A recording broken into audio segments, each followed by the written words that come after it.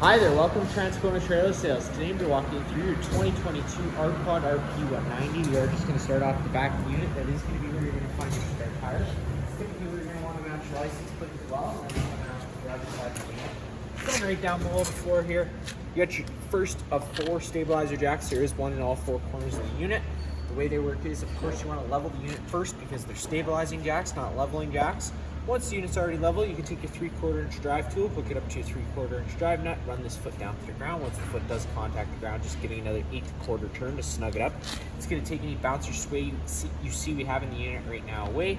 And just a special note, if you are running them up or down with an impact, just keep in mind how much torque you put on them, as you do run the risk of bending them if you over torque them. We got a storage compartment in the back corner here as well. And then coming a little bit further ahead, your standard 30 amp twist lock connection. You're just taking note of that notch there. It lines up with this notch on this side. Push that in, 8th turn to lock that in. And then if you follow that cord back, you do come to your standard 30 amp plug-in.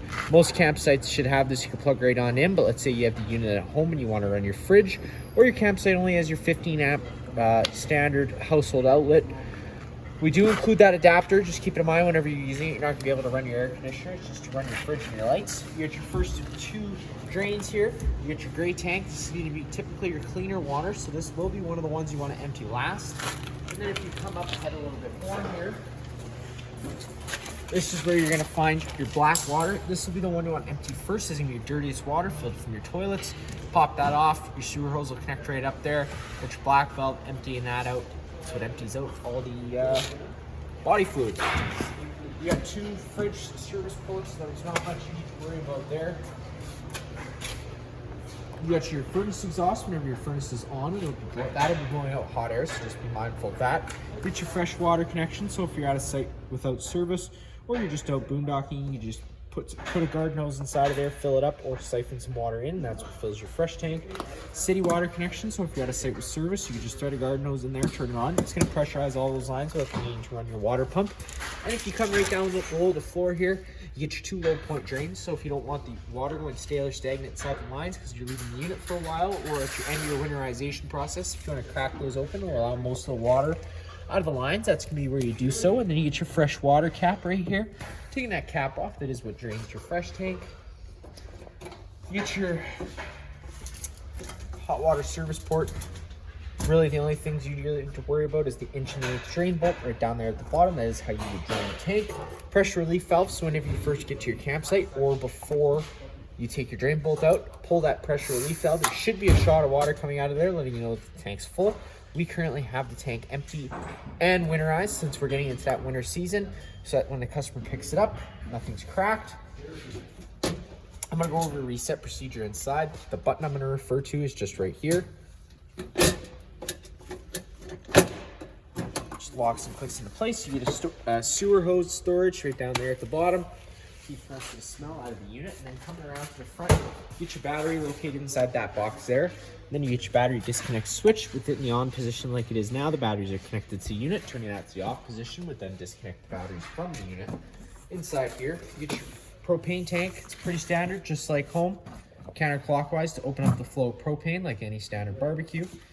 Other than that, this is just a cover. It's held on with that wing nut right there at the front. Once you loosen that off, pull this cover off the tab. You'll be able to pull it right off in case you need to change it out.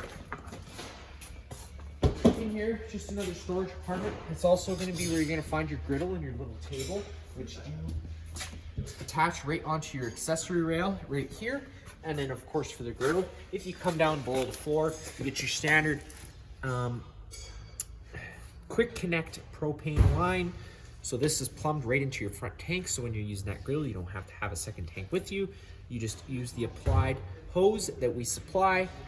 Pull back on this like any standard airline, insert hose into there, take the other corresponding end, hook it up to your griddle, open up the flow of propane. As an added safety feature, you can't operate the coupler with the flow of propane open. You have to close the flow and allow you to operate that coupler. And of course, always making sure you put your dust cap back into place whenever you're not using it. And then you get your black tank flush. So before we go over anything, it's very important to read the caution sticker. Before you ever use it, it's always important to make sure your sewer hose is connected and your black tank valve is open. And the reason being is if you're pushing pressure inside of the tank, that pressure does have to have somewhere to go.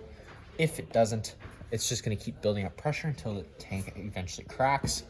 Something you're going to want to avoid. So again, just make sure you read the caution sticker before you use it. Another storage compartment in the back corner over here. And now for the best part, to get inside, you're taking that assist handle, pushing it up, folding it 9 degrees, and locking in place. That will allow you to open up your door. Then you can come to your stairs, lift and pull towards you. They fold themselves down, take that last one, flop that down. That'll allow you to take a step on inside. Once you do come inside, fire extinguisher on the right, pretty much just like home, pull the pin and shoot. And then up on the wall, you get all your switches.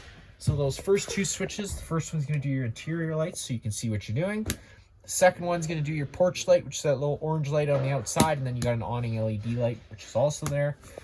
Then you get your slide out control. Now it's always a good idea before you operate your slide out to just give a quick check. Inside, make sure that there's nothing that's shifted during travel. It's going to get caught in between the slide out face and the wall, causing any damage. And then just of course on the outside, making sure you have enough room to put the slide all the way out without running it into anything. Once you do that, you can just come, push the button out. Slide out's going to start making its way out. And once the slide out's at its full extension, you can hear the motors wind up and quit. Now with this slide system, it is always a good idea to try and do full strokes whenever possible. They don't like doing half strokes. It's just hard on the motors and the drive systems. Of course, it's not the end of the world if you do have to do a quarter or a half stroke. Just try and keep it to a minimum if you can. Up on my left there, that is your stereo for the unit. It's pretty much just like home, minus the fact of zone 1 and zone 2. Zone 1 will be interior, zone 2 will be exterior. You get a nice little entertainment center, TV plugged in on the wall. It's a 12-volt TV, so you don't even need 120 power to power it. The rest of it's kind of just storage, minus the fact of you having your main fuse and breaker panel right down there at the bottom. So whenever a breaker trips, it'll sit in the middle. So you just have to turn it off and then back on again to reset it. And all the corresponding fuses will be on the right. Inside your dinette space, it's pretty much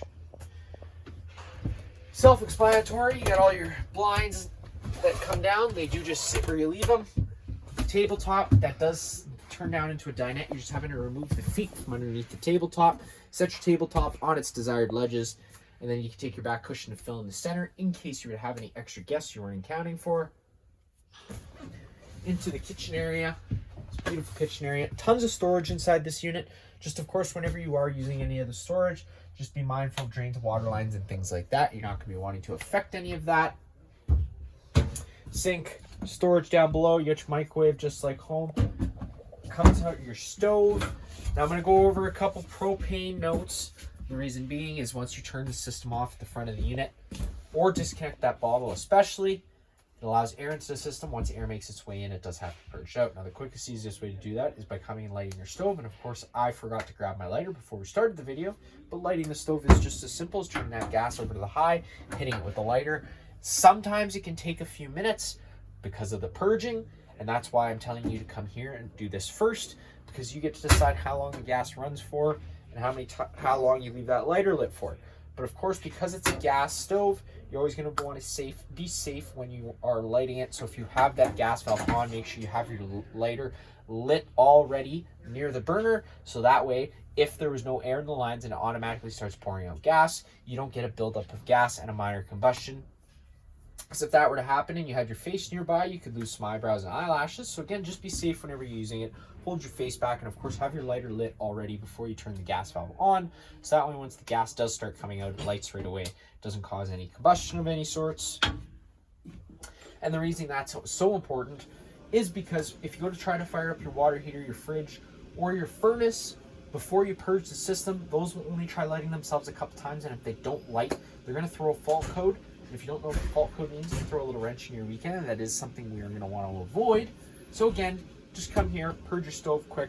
Now, because we're talking about propane, I'll go over this quickly. You got your LP detector right there near the ground. Because this unit is equipped with propane, it's required to have it. That guy's near the ground. If that guy does start going off, just turn off your main supply of propane at the front, open up some windows and vents, and get some fresh oxygen inside of here. Next, you got your monitor panel system on this wall here. So pushing the button tells you the corresponding level for each tank as well as the battery. Battery goes low, fair, good, and C is charging. And then you got your water heater switch. Turning that on is turning your water heater on. Now that's turning it on gas. It's going to try lighting itself 3 times. If on the third try it doesn't light, this fault light's going to come on and stay on. At that point, turn the switch off, go try hitting that reset button like I showed you earlier, and then try turning it back on. But again, it could just be a purging issue, so always try it twice before you start panicking a little bit. Sometimes it might even need a third try. And as an added extra note for that, before you, again, try to fire your water heater, always making sure it's full is very important. Then you got your water pump switch, which turning that on does draw out of your fresh tank. Fridge over here, pretty self-explanatory. Fridge freezer combo. You do get a little tiny freezer up top, which I thought was cool that they included. Pushing this in, you got your temperature set button, so it goes anywhere from 1 to 9. 9 is obviously going to be the coldest option. Mode. So because beautiful that this came with this, you can either fire it on gas or power. How you choose between them. So right now, that little line is at the AC option. Pushing it again, that's going to go to the gas option. And putting it one more time when you got it between the two, the AC and the auto, that means it's an auto. So when it's an auto, it's going to first search for shore power. Once shore power is taken away, it'll automatically switch over to gas.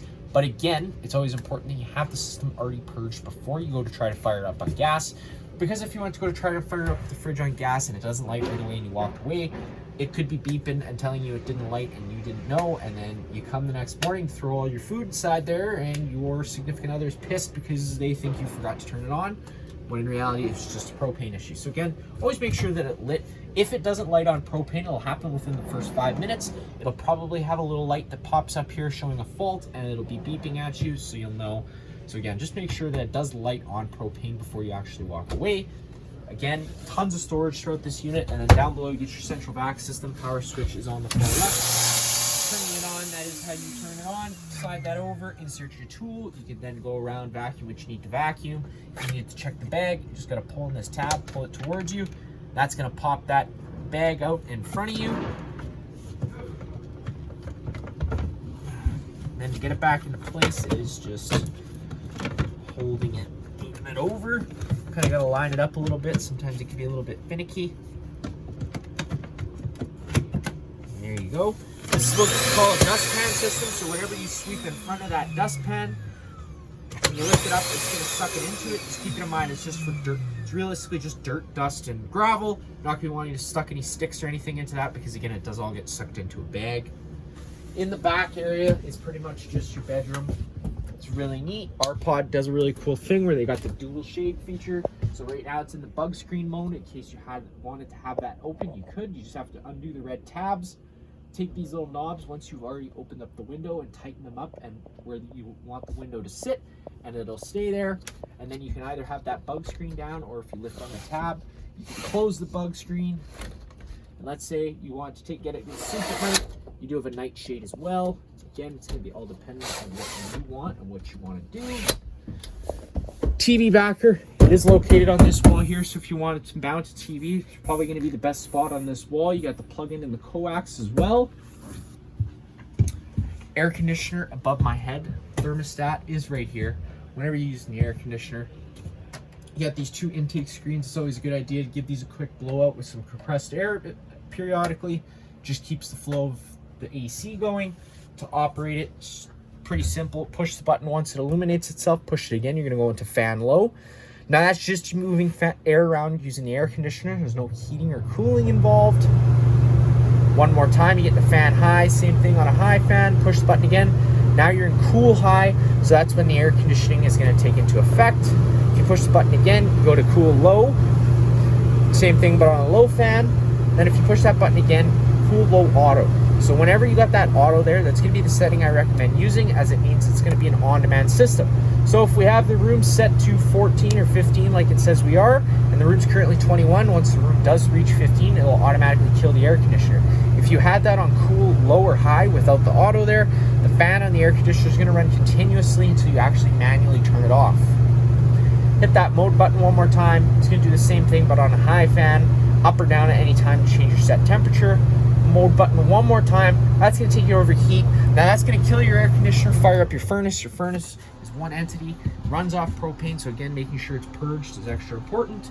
And it moves all its air through that one little vent you have down there. So if you wanted to get a fan to push some air throughout, it might be a good idea to invest in one.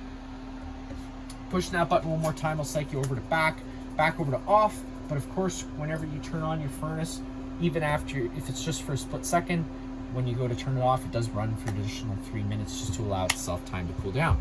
Now that is going to be it for this unit here. If you have any other questions, feel free to give us a call.